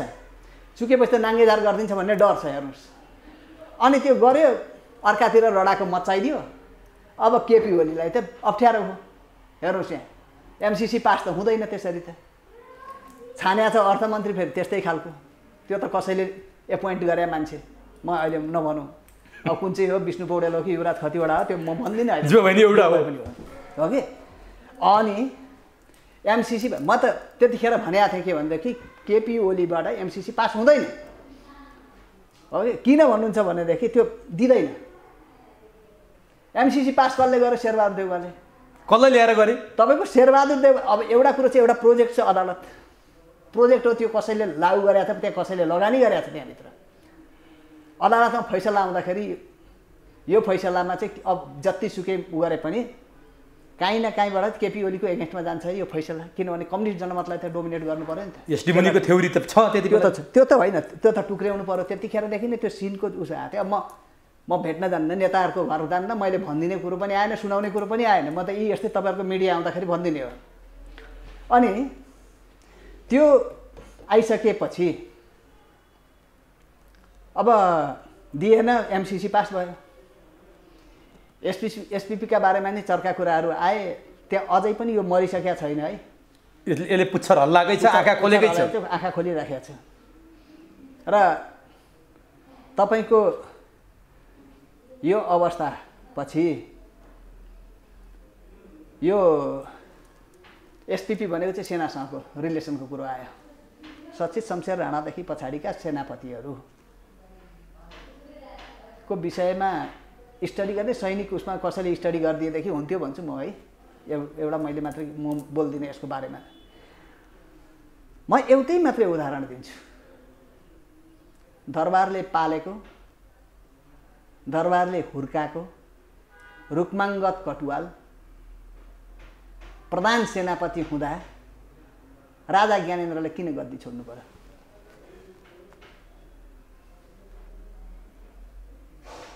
किन गद्दी छोड्नु पर्यो? यति मात्रै मेरो क्वेसन। अब यहाँ त कहाँ कसरी उ गर्छ भन्ने कुरा आफ्नो ठाउँमा छ। गद्दी छोडिहाल्नु पर्ने परिवेश त्यतिखेर वरिपरि रिङ रोड आन्दोलनकारीहरूले घेरिएका थिए। केही कुराहरू ठप्प थियो। 46 सालको आन्दोलन सफल हुनका निम्ति 49 दिन लाग्यो। अन्तिममा पनि सबै कुरो राजाले छोडेर होइन। 62-63 को आन्दोलन सफल हुनका निम्ति 19 दिनमा सकियो।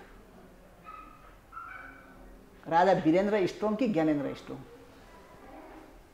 त्यसभित्रका केही कारणहरू त होला नि त। तपाईँले प्रधान सेनापतिमाथि गरेको प्रश्नको उत्तर त्यहाँ छ। प्रधान सेनापतिमाथि म यसरी चाहिँ क्वेसन उठाउँदैछु म। हेर्नुहोस् यहाँ, त्योदेखि पछाडिको प्रधान सेनापतिहरू अहिले त तपाईँ देख्नु प्रधान सेनापति भिजिट, अहिले प्रधान सेनापतिले एसपीपीमा सही गर्ने, आइपीएसको सम्मेलनमा भाग लिने, आइपीएसको सम्मेलनमा भाग लिने। यो त सबैले देखेको कुरो छ, सबै आइसकेको छ। मैले के भन्ने त्यसमा केही छ? तपाईँका यी सम्पूर्ण फ्याक्टर्सहरू, यी सबै फ्याक्टर्सहरू नागरिकतासँग जोडिएका छन्। अहिले नागरिकता सामान्य विषय छैन तपाईँको, किनभनेदेखि यहाँको जनमत त्यसको जनमतलाई इरेज गरियो भने, त्यो जनमतलाई निस्तेज बनाइयो भने, यहाँको नागरिकहरूलाई निराश बनाइयो भनेदेखि यहाँ आएर टेकेर चाइना हान्नका निम्ति सजिलो हुन्छ। त्यो त ग्रान्ड डिजाइन, यस्तो ग्रान्ड डिजाइन छ। तपाईँको अर्को कुरो, अब इन्डिया यो मामलामा त्यति धेरै बोल्दैन, अमेरिका आउने कुरामा धेरै बोल्दैन, तर उसलाई त्यहाँ आउँदाखेरि उसले पनि के हेर्छ भन्दाखेरि यो आएर यसको गतिविधि हेर्छ। भरिसके चाइना र अमेरिका चाहिँ लडिरह्यो भनेदेखि त म चाहिँ ठुलो हुन्छु भन्ने त्यसलाई लाग्यो होला। त्यस पछाडि दुइटै कमजोर हुन्छन् भन्ने छ। अस्ति भर्खरै उत्तराखण्डमा ताइवान र चीनको यस्तो भइरहेछ, उत्तराखण्डमा अमेरिकासँग संयुक्त सैन्य अभ्यास गरिरहेछ भारत। यो चीन चिडाको होइन? अब उत्तराखण्डमा अहिले त उसको बोर्डरमा गएर गरेको छ नि त, बोर्डरमै गरेछ। त्यो चाहिँ के भन्नु भन्दाखेरि अमेरिकाले उसलाई इन्डो पेसिफिक स्ट्राटेजीभित्र नै चाहिँ उसलाई राखेको छ। अनि यसलाई उसलाई चिड्याउने, उसलाई एग्रेसिभ बनाउने, अनि एट्याक गराउने, अनि अमेरिका र चाहिँ अब त्यो उत्तराखण्ड प्रयोग हुन्छ, पूर्वोत्तर क्षेत्र चाहिँ त्यहाँ प्रयोग हुन्छ, आसामहरू प्रयोग होला, अनि नेपाल प्रयोग हुन्छ। यति भएदेखि त्यतातिर चाहिँ अनि आफू सुरक्षित रहन्छ भारत त्यो बेला? अमेरिका नेपालमा आएर चीन प्रहार गर्दा भारत चाहिँ सकुशल रहला? अब उसले एउटा कुरो हो, दुईटा ठुल्ठुला लड्छन् होइन। अमेरिका छिर्न खोज्यो, अफगानिस्तानबाट सकेन, मुसलमानहरूको देश हो त्यो। हेर्नुहोस् है, यहाँ त थुप्रैलाई क्रिस्चियन बनाएको छ, यसलाई त्यति सजिलो हुनसक्छ। अब सिक्किमको हालत त्यो छ, उतातिर भुटान देखेकै छ, अहिले भुटान बरु अलिअलि नेपालभन्दा पनि अलि माथि, हामी भुटान भन्छौँ, अलिकति माथि। उसले चाहिँ अलिकति छुट्टै ढङ्गले ट्याकल गर्न खोजिएको छ, अहिले अलिकति फरक ढङ्गले जान खोजिराखेको छ, तर यो देखिया छैन, प्रष्ट भइसकेको छैन। अनि त्यो तरिकाले चाहिँ तपाईँको जाँदै बित्तिकै अब एउटा त एग्रिमेन्ट गरेको र चाइनासँग भूभाग साट्ने, अब त्यसले कुन उसमा जान्छ त्यो। र यो सबै तपाईँको स्ट्राटेजी के हो भन्नुहुन्छ भनेदेखि यो दुईवटा, अब त यो दुईवटाको बिचको लडाइँसँग पनि सम्बन्धित छ नागरिकता विधेयक। तपाईँको यो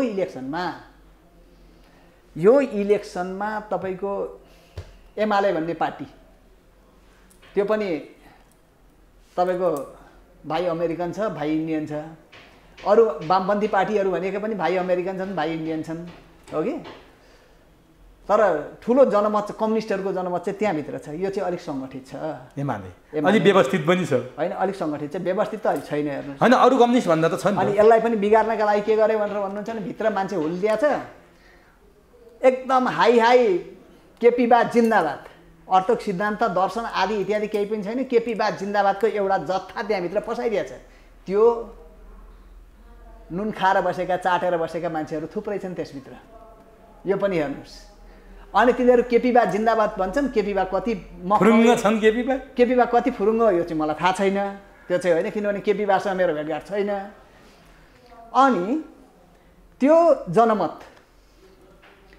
जनमतले उ गर्छ, भोलि केपीबा अलिकति तल झर्ने बित्तिकै नि हेर्नु होला, मैले भनेर राखेको अहिले रेकर्ड बनाएर राख्नु होला, त्यो अलिकति केपीबा तल झर्ने बित्तिकै त्यही जनमत, तिनी जुन एक खालको ठेट्ना केटाहरूको जनमत छ, त्यही केपीबालाई सत्तो शराब गरेर हिँडेनछन् भने भन्नु होला। किनभनेदेखि अलिकति झरिसकेपछि त खेद्न पाइयो नि त, अब खेद्न पाइएन लाठो लगाएर। अहिले हेराइको यो केपीबालाई थाहा छैन यो कुरा होला कि के होला त थाहा छैन मलाई। अब यो त मसँग त केपीबासँग भेटघाट छैन। तपाईँसँग एउटा कुरो के छ भने एनालाइसिस गर्यो, एकजना लिडरको कुनै भरोसा छैन, कसैले चलाइराखेको छ, केही भएको छ, कसैबाट चाहिँ प्रभावित गरिएको छ लेफ्ट पोलिटिक्सभित्र। म नाम नभनौँ अहिले तपाईँको उसमा, उसलाई कुनै छैन। अब केही लिडरहरूको चाहिँ बिचमा उ गरेको छ, कसैलाई के त यता जता पनि फर्किन्छ, यसै गरेर नाचिरहन्छ। पिपल पात हो यो भनेको छ। यसलाई चाहिँ जतिखेर पनि जसरी पनि चलाउन सकिन्छ, चलाएको हो, चलाइरहन्छ। यो चाहिँ पहिलादेखि नै हाम्रो मान्छे हो भनेर अहिले कसैले रेकर्डेड गर्यो। हेर्नुहोस्, अब यो केपीलाई पनि उ गर्न चाहिँ सकिन्छ कहिलेकाहीँ, तर यो ढिट हुन्छ यो कहिलेकाहीँ ढिट हुन्छ। त्यस कारणले यसलाई पनि यसको पछाडि रहेको जनमतलाई निस्तेज बनाउन पनि यसलाई तल झार्नुपर्छ। यो इलेक्सनमा तपाईँको एमालेलाई सेकियो भनेदेखि एउटा कम्युनिस्ट जनमतमा एउटा ठुलो चाहिँ उसमा चाहिँ नैराश्यता आउँछ भन्ने विदेशीहरूको रिडिङ मैले पाएको सूचना आयो। त्यसकारण बाबुराम र वामदेवलाई प्रचण्डको चुनाव चिन्हबाट लड्ने र चाँडै माधव नेपालसँग एकता हुँदैछ भने बिचरा बाबुरामलाई के अरे वामदेवलाई चाहिँ यो कुरो थाहा छैन। बाबुरामलाई थाहा छैन मलाई भन्न सक्दिनँ। वामदेवलाई चाहिँ किन एकाएक उनीहरू हँसिया तोडाबाट लड्न बाध्य? वामदेवलाई त एकदम चाहिएको छ। अगाडि चुनावमा गए त्यो बरु सूर्यबाट सहज हुन्थ्यो होला नि त। वामदेवलाई हराइदिन्छन् भन्ने भयो, पहिला पनि हराइदिए मलाई हराइदिन्छन् भन्ने भयो। सुरक्षित चाहिँ छन् त हँसिया तोडाबाट। सुन्नुहोस् न, अब खोइ अब त्यहाँ चाहिँ अलिक विश्वास के भएर भयो त्यो चाहिँ अब थाहा छैन। उनले भन्दाखेरि भनेको चाहिँ मलाई हराइदिन्छन् त्यहाँबाट भनेर भन्ने भयो। किनभने पटक पटक हराइयो, एक दुईचोटि त हराइयो नि त। हराउने उसमा चाहिँ तपाईँको चाहिँ एमालेकै मान्छेहरू पनि लागे, कतिपय मान्छेहरू, त्यस कारणले हराइयो। जित्ने पोजिसनमा पनि हराइया छ क्या। तपाईँको 54 सालको इलेक्सनमा पनि वामदेवले त जित्ने हो कि, षड्यन्त्र गरेर हराएको त्यो चाहिँ। त्यतिखेर चाहिँ जित्ने नै हो उनले। 56 को इलेक्सनमा त्यतिखेर पनि जित्ने नै हो। केही मान्छेहरूलाई तपाईँको केही मान्छेहरू चाहिँ हारेर पनि जिते। तपाईँको झापाको क्षेत्र नम्बर 2 मा केपी ओली र 4 नम्बरमा चक्र बाँसतोला, यिनीहरू हारेर जिते हुन्। केपी ओलीले झापाको त्यसकै बेलाको 6 नम्बर क्षेत्र चाहिँ जितेकै हो, हेर्नुहोस्, हारेको होइन। तर 2 नम्बरमा चाहिँ केपी ओलीले हारे, हामी त त्यहाँ छौँ नि, तर जिताइयो हो कि। चक्र बाँसतोलाले पनि हारेको, युक्त भेटवालले जित्यो त्यो चुनाव, कसैले भन्छ, तर जिताइयो। यो डिजाइन त पहिलादेखि नै यस्ता खालका डिजाइनहरू बन्दै आएका छन्। चुनावमा कति कसको भर हुने, देख्दा देख्दै आँखाले देख्दा देख्दै त्यो हो। तपाईँको कतिपय मान्छे भोट गर्न गएका मान्छे भोटरले उसमा चाहिँ यो जुत्ताको मोजाभित्र चाहिँ ल्याएर फ्यालेको, जुत्ताको मोजाभित्र हालेर ल्याएर फ्यालेको भन्थे। 2 दिन पछाडि हामीले तल बजारको तल्लो फेदमा चाहिँ एउटा उसमा युक्त भेटवालको 300 वटा भोट चाहिँ हामीले त्यहाँ भेट्यौँ। हेर्नुहोस् यहाँ कसलाई लगाएर दिने। यदि त्यो बाक्सा खोलिएको थियो अदालतमा सेटिङ मिल्यो। के भयो भनेर भन्दाखेरि केपीले 6 नम्बर छोडेर चाहिँ 2 नम्बर समातेको थियो। यदि केपीले चाहिँ 6 नम्बर छोडेर 2 नम्बर छोडिदिया भएदेखि नि त्यो युक्त भेटवाल पनि जित्ने थिए, केपी ओली पनि जित्ने होइन। अर्को चाहिँ केपी ओलीको ठाउँमा त काङ्ग्रेसको त्यो सिके प्रसाङको श्रीमती आउने भने साटासाट गरे यिनीहरूले। अब चक्र बाँसतोला हार्थे, अनि चक्र बाँसतोला र केपीको लागि त्यो कुर्बानी भयो त्यहाँ। प्रचण्डले बत्ती निभाएर जित्यो भन्ने त सामान्य भइसकेछ। यो त यस्ता कुराहरू चाहिँ त हेर्नुहोस्, यी कुराहरू छन्। यो सेटिङ तपाईँले पाएको सूचना अनुसार भनेको नेपालमा कम्युनिस्ट जनमतलाई चाहिँ निराश बनाउन अब वाम गठबन्धन पनि हुन दिइँदैन, एमाले र माओवादीको एकता पनि हुन दिइँदैन। अब केपी ओलीले के गर्छन् यो चाहिँ मलाई थाहा छैन। सम्भावना छ अझै वाम गठबन्धन? वाम गठबन्धन अझै सम्भावना? सम्भावना चाहिँ तपाईँको त म अहिले त छिन देखेको छु। अब नेसनलिस्ट केही फोर्सहरूलाई चाहिँ समेट्यो भनेदेखि एउटा सानो गठबन्धन चाहिँ त्यहाँ बन्छ, जस्तो राजेन्द्र लिङ्गदेनहरू, कमल थापाहरू, अथवा चाहिँ अरू पनि छन् नि त, सानातिना अरू वाम घटकहरू छन्, इभन मोहन वैद्य, त्यो विप्लव। अब यिनीहरूलाई केही लिएर चाहिँ उ गऱ्यो भनेदेखि एउटा चाहिँ त्यहाँभित्र पनि छ। अब यिनको जनमत कति छ होइन। अब यतापट्टिको गठबन्धनबाट चाहिँ माधव र प्रचण्ड, केपी ओली, मलाई जहाँसम्म लाग्छ यदि त्यो सूचना, मैले पाएको सूचना यदि सत्य हो भने, यदि त्यो सत्य हो भने पहिलो चुनावमा त ठ्याक्कै ट्याकल गरेर गएको थियो नि त, देखिएको थियो नि त। त्यो गठबन्धन बनाउने भत्काउने, त्यो गठबन्धन बनाउने पनि भत्काउने पनि, त्यसलाई निस्तेज बनाउने भन्ने कुरो त पहिला त्यतिखेरै योजना बनाएको थियो कि त्यो चाहिँ मलाई थाहा थिएन है। फेरि सानो भएको कुरो भन्नु हुँदैन त्यतिखेरै। तर अहिलेको त तपाईँको यो अवस्थामा अब गठबन्धन बन्ने सम्भावना, लेफ्ट गठबन्धन बन्ने सम्भावना अझै म त्यति देखिरहेको छैन। किनभने सिट बाँडफाँडमा यिनीहरू लगभग देखाउँछन्, अलिअलि आफूलाई कुनै ठाउँमा राष्ट्रवादी देखाउँछन्, कसैले देशभक्ति देखाउँछन्, बोल्छन्, मञ्चमा देखाउँछन्, उ गर्छन्, राख्छन् हो कि। त्यहीँ भित्रै पनि चर्काचर्की गर्छन्, तर भोट हाल्ने बेला त्यही नागरिक विधायकको समर्थनमा भोट हाल्छन् भनेदेखि के को राष्ट्रवाद तिनीहरू, के को देशभक्त हुन्? त्यो अर्कालाई देखाउनु किन भनेको? भने माधव र प्रचण्डको चाहिँ एकता हुने सम्भावना चाहिँ देखियो है। त्यो चाहिँ सम्भावना छ। त्यो भयो भने यो पार्टी एकता अझै पनि म त्यति लाग्दैन। किनभनेदेखि 2टा सिंह एउटै जङ्गलमा रहन्छन्, यो मिलेर भाले सिंह है, फेरि भाले र पोत्य मिल्ला नि। हेर्नुहोस्, भालेको चाहिँ मिलन हुन्छ हुँदैन त्यो म भन्दिनँ अहिले। किनभने 2टा सिंह छन्। यदि तपाईँको 3 जना मान्छेले राजनीतिबाट विश्राम लिने हो भने कम्युनिस्ट युनिटी अहिले पनि हुन्छ। को अन्ति 3 जना मान्छे म भनिदिउँ। केपी, एकजना केपी ओली, तपाईँले नाउँ लिनुभयो, अर्को माधव कुमार नेपाल, अर्को भनेको प्रचण्ड। यी 3 जनाले सन्यास लिने राजनीतिबाट ल हामी चाहिँ अभिभावक भूमिका निर्वाह गर्छौँ, अब जो आउँछ ल गर भनेर चाहिँ अरूलाई छोडिदिने हो भने कम्युनिस्ट एकता अहिले पनि हुन्छ। तर तपाईँ यसो भन्नुहुन्छ प्रचण्डलाई अन्तिम इनिङ चाहिएको छ प्रधानमन्त्री, केपी ओलीलाई अझै प्रधानमन्त्री हुनु छ, माधव नेपालमा पनि त्यो रहर छ। इगो यसलाई म देखाउँछु भने। तर अहिले म यसो हेर्छु साइकोलोजी है, जनताको बिचमा पनि साइकोलोजी त्यो जान थालेको छ। मान्छे अब यसलाई कसरी अर्काले युज गरिदिन्छ कि केपी ओलीमा अलिक निराशा बढेर गएको छ पछिल्लो दिनमा। त्यो बोलेको ओरेको साइकोलोजिकल उसलाई हेर्दाखेरि चाहिँ मलाई अलिकति कता त्यो लागिराखेको छ। भेटघाट त मेरो छैन, मैले त अघि नै भनिसकेँ। मैले त 54 सालमा भेटेको केपी ओलीले, त्यहाँदेखि आजका दिनसम्म भेटेको छैन है। त्यो बोलेको ओरेको फिगरलाई हेरेर चाहिँ कहिलेकाहीँ यसो साइकोलोजिकल स्टडी, त्यो साइकोलोजिकल थ्योरीहरू युज गरेर के हो यो साइकोलोजी पढ्नुपर्ने हुन्छ नि। अनि त्यो हेर्दाखेरि चाहिँ अलिक निराश। प्रचण्डमा उत्साह बढ्या हो बाबुराम वामदेव। तपाईँको अर्को कुरो के पनि हो भनेर भन्दाखेरि केपी ओलीलाई अब उहाँहरू चाहिँ त्यहाँभित्र एक किसिमको चाहिँ नैराश्यता क्रिएट गर्नु सक्यो भने त कम्युनिस्ट जनमत त विस्थापित हुन्छ फेरि त्यहाँ पनि त्यो त विस्थापित हुन्छ हेर्नुहोस्। अब त्यो देखिँदैछ सम्भवतः यस कारणले गर्दाखेरि पनि त्यो ठाउँमा एलायन्स अहिले तर यी तिनवटा टप लिडरहरू छन् नि जुन यी टप लिडरहरूले ब्याक हुने हो भने कम्युनिस्ट आन्दोलन अझै पनि एक हुन सक्छ। त्यो एक हुन्छ, त्यो युनिटी एक हुन्छ, त्यो चाहिँ युनिटी बन्छ।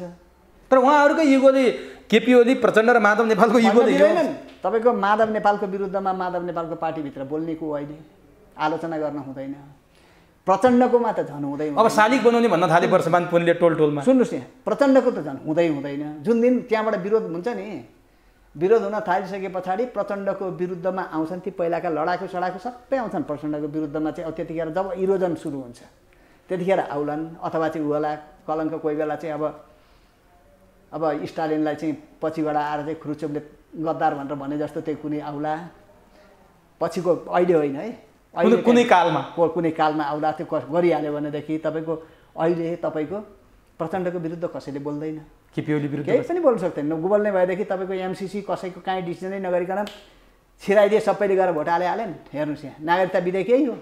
केपी ओली विरुद्ध नि बोल्ने कोही छैन, केपी ओली विरुद्धको पनि बोल्ने कोही छैन।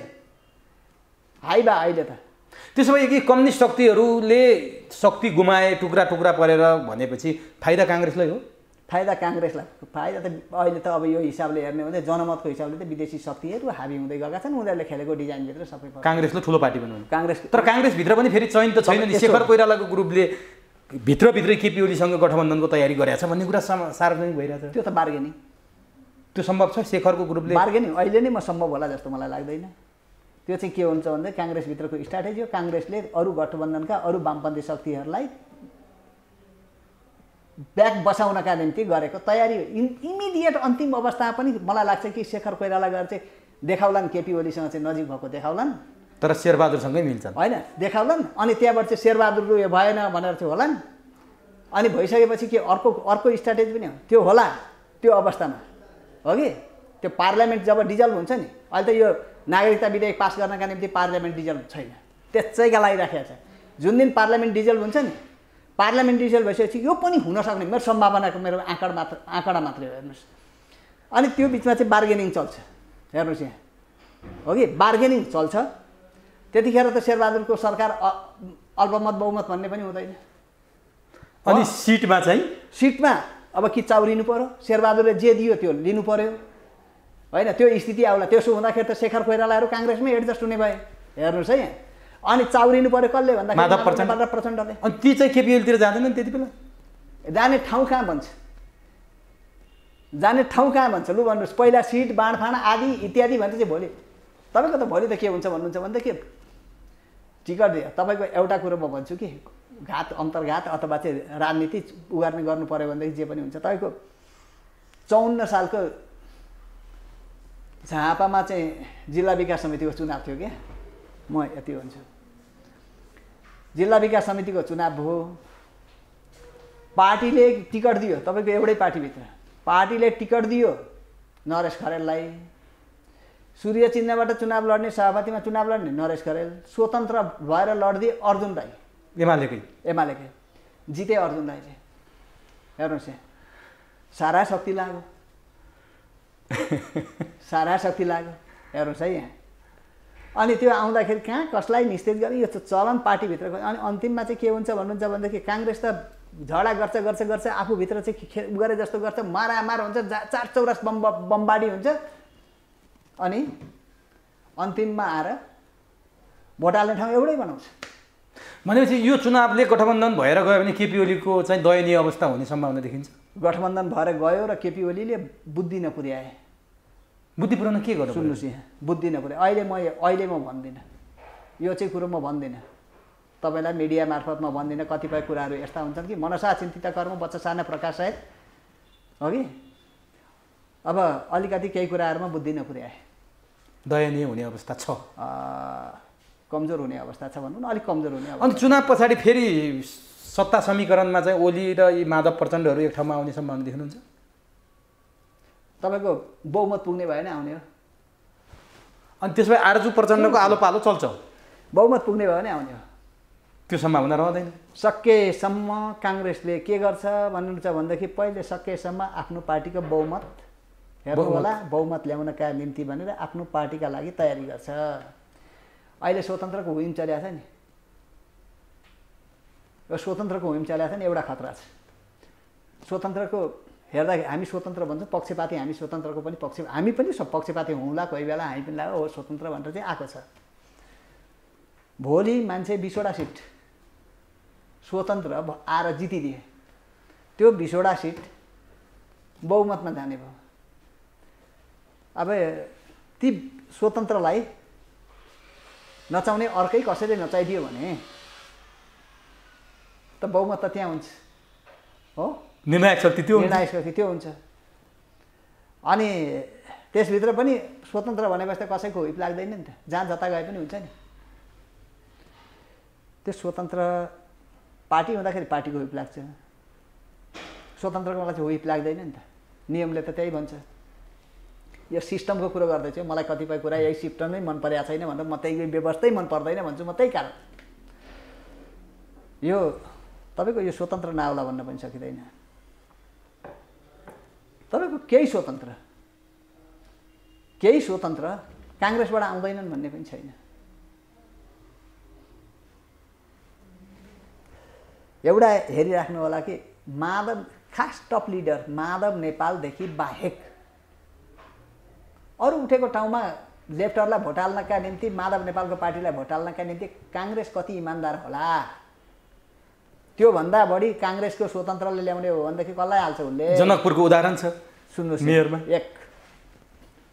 दोस्रो हो त्यस्तो भयो भनेदेखि जस्तो अब माधव नेपालको पार्टीको त दयनीय छ अवस्था, दयनीय छ हो। एउटा कुरो चाहिँ के मान्नुपर्छ, जति मान्छे त्यहाँ सङ्गठित छन् नि, जति सङ्गठित छन् त्यसलाई सङ्गठित बनाएर चाहिँ राखेको छ माधव नेपालले, त्यो चाहिँ मान्नुपर्छ। सङ्गठनलाई चाहिँ यति चाहिँ मान्नुपर्छ, तिनीहरूलाई चाहिँ सङ्गठित गरेर राखेको छ, त्यो इन्ट्याक्टमा छन्। हेर्नुहोस्, यो सङ्गठन गर्ने शैलीलाई चाहिँ फेरि म माधव नेपाललाई सराहना नै गर्छु। यो शैली चाहिँ त्यति चाहिँ इन्ट्याक्टमै छन्। मात्रै कोही इन्ट्याक्टमा छ भन्दाखेरि नितान्त कार्यकर्ताहरू इन्ट्याक्टमा छन्। कार्यकर्ताहरू दायाँ माया छैनन्। अब हुन सक्छन् त्यो दायाँ माया लागे पनि कहाँ लाग्ने भन्दाखेरि एमालेमा लाग्छन्, माओवादीमा लाग्दैनन्। त्यो लागे पनि किनभने हिजोको स्कुलिङ त्यो माओवादीमा लाग्दैन, त्यो एमालेमै लाग्छन्।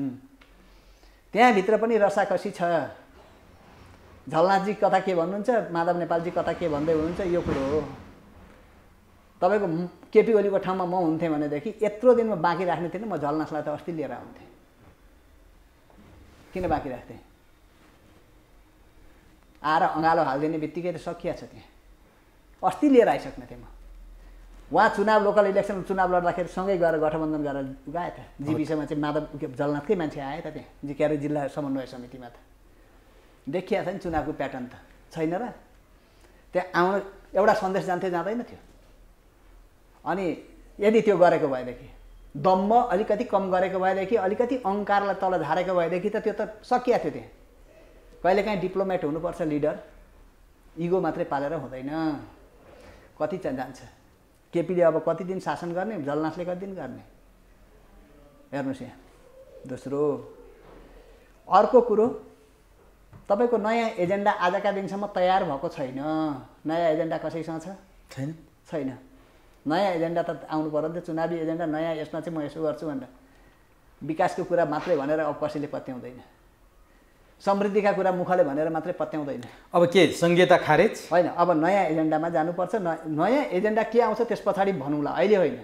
हेर्नुहोस् यहाँ, केपी ओली संहिता खारेजी र हिन्दू राष्ट्रको पक्षमा आउँछन् भन्छन् कि मान्छेले। होइन, अब आउने नआउने त त्यो त उहाँलाई थाहा होला, मलाई चाहिँ थाहा छैन। मैले त अघि भन्छ कि मलाई त 54 सालदेखि यतातिर मेरो भेट भएको छैन, एक दिन पनि भएको छैन अघि। तर मलाई मसँग भेट भयो भनेदेखि जसले भेट गरे पनि, म प्रचण्डले भेट गरे पनि उहाँलाई पोजिटिभ सजेसन गर्छु, म नेगेटिभ गर्दिनँ।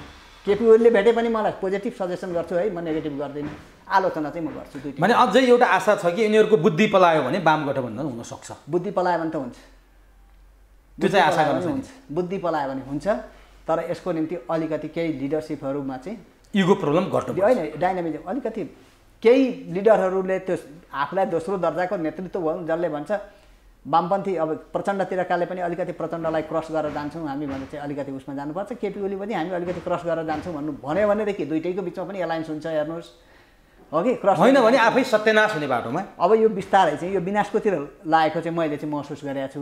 त्यो इगो अहङ्कार अब कस इन्टेन्सनल्ली कोही त छ नि त त्यहाँभित्र पनि, फेरि इन्टेन्सनल्ली तपाईँको यो लेफ्ट पोलिटिक्सलाई मास्नका निम्ति नै नेतृत्वमा पुगेका छन्। के कुरो गर्नु, त्यसले यस्तो भइरहेछ। यो पोलिटिक्सलाई मास्नैका लागि पनि त्यो नेतृत्वमा पुगेका छन् क्या। अब यो को गरे कसरी गए भन्ने कुरो त यो नभनौँ न, यो धेरै कुरा छन्। हिजोको आदर्श त्याग समर्पण गर्ने मान्छे सबै किनारा लागेर गए। त्यो हिजोका मान्छेहरू त्यो गर्न पायो भने त यो पार्टीभित्र चाहिँ यो खाइदेउहरू यो चैतेहरू यो हाबी हुँदै हुँदैन नि है, यो स्थिति त आउँदैन थियो। अलि अर्को कुरो दिनु पऱ्यो नि त क्रिटिकल्ली। यदि केपी ओली देशभक्त हो भने देशभक्तको एजेन्डा ल्याउनु पऱ्यो। प्रचण्ड रिभोल्युसनरी हो भने त रिभोल्युसनरी एजेन्डा आउनु पऱ्यो। हेर्नुहोस् है, अब आउनु पऱ्यो नि त। क्रान्तिकारी हो भने क्रान्तिकारी एजेन्डा आउनु पऱ्यो नि। अब सङ्घीयता भनेर पत्याइँदैन, अब चाहिँ धर्मनिरपेक्षता भनेर पत्याइँदैन। हेर्नुहोस् साफै कुरो, एजेन्डा त आउनु पऱ्यो नि त। रिभोल्युसनरी एजेन्डा के चाहिँ गर्ने हो त? कुबेर जस्तो मौकामा हिरा फोर्नु पऱ्यो, बेमौकामा कौडी पनि नछोड्ने हुनु पऱ्यो। तपाईँको यहाँको मार्केटमा, नेपालको मार्केटमा भारतीय चामल बिक्री वितरण गर्ने कि नगर्ने, सबै नदीनाला भारतलाई सुम्पिने कि नसुम्पिने प्रश्न किटेर आउनु परेन? नागरिकतामा के हो? नागरिकता के हो? यो बोलेर मात्रै हुन्छ र गरेर मात्रै हुन्छ? भारतलाई नागरिकता दिने भनिसकेपछि यो एजेन्डा बोकेर जो गयो त्यो त त्यसलाई त राम्रो मान्दैन, त्यो चाहिँ मान्दैन मानिँदैन। नागरिकता एजेन्डालाई कुनै पनि हालतमा समर्थन गरिँदैन। अब त्यसो भने डाक्टर साहब अरू केही छ डाक्टर साहब यसमा बिट मार्नुभन्दा अगाडि? हजुर, यो वाम गठबन्धनको विषयमा? वाम गठबन्धनको विषयमा मैले तपाईँलाई भने नि, यो अलिकति इगो त्याग्ने, अलिकति गर्ने, अलिकति समर्पणको भाव देखाउने हो भने त कालो बादलमा चाँदीको घेरा अझै बच्छ। चाँदीको अब ऊ चाहिँ घेरा चाहिँ देखिन्छ, होइन भने विनाशको बाटो, होइन भनेदेखि विनाशको बाटोतिर चाहिँ एकतिर लम्के पनि त योभन्दा अगाडि नै अलिकति विनाश जान्छ है भनेर भनेको थिएँ। अहिले त धेरै विनाश गइसक्यो। यो खेलिदिएको छ अर्काले खेलिदिएकोमा तपाईँको कति कसरी जाने भन्ने कुरो एउटा ठाउँमा छ र तपाईँको यही नागरिकता विधेयकमा अब अहिले हो यही सोध्न चाहन्छु डाक्टर साहब यहाँबाट तपाईँलाई अहिले एउटा प्रेसर परेको छ राष्ट्रपतिलाई, होइन? यहाँ केही मान्छेहरूले भने तपाईँलाई यति चाहिँ म भनौँ, राष्ट्रपतिलाई उसमा मेरो कुनै यस्तै चिया गफमा काहीँ बसेको बेलामा केही मान्छेहरूले भने हिजो अध्यादेश मार्फत केपी ओलीले ल्याएको पनि यही हो। फेसबुकमा पनि लेख्नु भएको छ यो कुरा। सुन्नुहोस् न, यो पनि यही हो। हिजो केपी ओलीले अध्यादेश मार्फत ल्याउँदाखेरि हामीले केपी ओलीको पनि विरोध गरेकै हो। तर राष्ट्रपतिले त्यति बेला तुरुन्तै चाहिँ सदर गरिदिनु भएको थियो नि। अध्यादेश खारेज गर्नुपर्छ भन्ने कानुनी मान्यता त काहीँ छैन त, हामी त्यति त बुझ्छौँ नि। फेरि कानुनी बाटो अध्यादेशलाई चाहिँ खारेज गर्नुपर्छ भन्ने काहीँ छैन, तुरुन्तै पास गरिदिनु। त्यो राष्ट्रपतिले त्यो पास गर्नु त्यो गलत थियो। अहिले ठिक गर्नुभयो? त्यो गलत हो त्यतिखेर, अहिले चाहिँ ठिक गर्नुभयो? अहिले रोकेर चाहिँ ठिक गरे हो। अब फेरि सत्तारूढ दलले जस्ताको तस्तै पठाउने भनिरहेको छ, अब त उहाँले रोक्न सक्नुहुन्न। त्यहाँ के छ भनेदेखि संविधानमा ऐनमा के लेखिएको रहेछ भनेर भन्नुहुन्छ भनेदेखि फेरि पनि दोस्रोचोटि पठाएमा राष्ट्रपतिले प्रमाणीकरण गर्नेछ भनेको छ, होइन? गर्नेछ भनेको छ। अब यहाँनिर कुरो आयो, यदि उहाँको ठाउँमा म हुन्थेँ भने म के गर्छु भन्ने कुरो हो नि, म गर्ने थिइनँ। सुन्नुहोस् नि, नगरे के हुन्छ? नगरे के हुन्छ? त्यत्तिकै चबाइदिए के हुन्छ? नगरे उहाँको विरुद्धमा महाभियोग प्रस्ताव आउँछ। होइन, महाभियोग प्रस्ताव आएर के गर्छ? अनि बालुवाटार र शीतल निवासको बिचमा द्वन्द्व भएन? सुन्नुहोस् न, यहाँ कति संविधानले त दिएको छैन नि त राष्ट्रपतिले। त्यसदेखि पछाडि त जाला नि त अरू कानुनी उपचारका बाटाहरू अरू होला नि त। भनेपछि यसपटक के गर्नुहुन्छ राष्ट्रपतिले? होइन, उहाँले के गर्नुहुन्छ त्यो त म भन्न सक्दिनँ। अब हुन्छ के प्रेसर कहाँबाट कताबाट आउँछ त्यो चाहिँ उहाँलाई कसरी गर्नुहुन्छ त्यो मलाई थाहा छैन। म यति जान्दछु, यदि उहाँको ठाउँमा म हुन्थेँ भने यति मात्र प्रमाणीकरण गर्थेन, म प्रमाणीकरण गर्ने थिइनँ। मैले रिक्वेस्ट गर्दा पनि राष्ट्रपति महोदयलाई अस्ति पनि फिर्ता गर्नुहोस् भनेर त मैले निवेदन, म पनि हो एउटा निवेदन हो है हालेको छ। फेरि पनि तपाईँ त्यही भन्नुहुन्छ? फेरि पनि के भन्छु भने यसलाई प्रमाणीकरण नगरिदिनु। तर उहाँलाई केपी ओलीको निर्देशन हो, एमालेको चुनावी दाउपेच हो, रणनीति हो, केपी ओलीको निर्देशनमा गर्नुभयो भन्ने आरोप पनि लाग्यो नि। काङ्ग्रेसका तरुण दलका नेता उसले त होइन जुलुसै गरे। यदि त्यो स्ट्राटेजीमा त्यो आएको छ भनेदेखि पनि यो इस्युमा कुरो गर्ने हामीले इस्युमा है इस्युमा कुरो गर्ने हो नागरिकताको इस्युमा यदि उहाँले अरू कुरा म जान्दिनँ अहिले कुरो अरूसँग जोडिया छैन नागरिकताको इस्युमा उहाँले प्रमाणीकरण गर्नु भने गल्ती गर्नुभयो अब त गर्नुपर्छ भन्ने संवैधानिकबाट चाहिँ मैले गरेँ भने पनि त्यो गल्ती नै हो हेर्नुहोस् यहाँ अस्तिको स्ट्यान्ड गर्नु भएन भने ठिक गर्नुभयो किनभनेदेखि त अब त चुनावको माहौल आउने चाहिँ उहाँकै पदावधि कति हो उहाँको 5 वर्षको कार्यकालमा गरेको एउटै मात्रै राम्रो काम हो भने त्यही मात्रै हो है फेरि गर्नु भने त्यो पनि मेटिन्छ फेरि गर्नु भने मेटिन्छ अब उहाँको हातमा छ उहाँको कोर्टमा छ हेरौँ देश जोगाउने कि अब एउटा कुरो एमाले चाहिँ अब उहाँकै परिवारको कसैलाई चाहिँ अब टिकट दिने भन्ने चर्चा पनि आएको छ हेर्नुहोस् यहाँ अब त्योसँग पनि जोडिएला ठाउँ जुन छ त्यो जोडिएला हेर्नुहोस् म यति भन्छु उहाँलाई जिताउने कि हराउने त्यो उहाँकै हातमा छ हस् डाक्टर समय दिनुभयो अत्यन्तै महत्त्वपूर्ण र गम्भीर विषयमा जानकारी गराइदिनु भयो आम दर्शकलाई सुसूचित पारिदिनु भयो यो वर्षौँदेखिको मैले तपाईँलाई फलो गरेपछिको यो महत्त्वपूर्ण समयको लागि डाक्टर साहबलाई हार्दिक धन्यवाद छ धन्यवाद मेहरबानी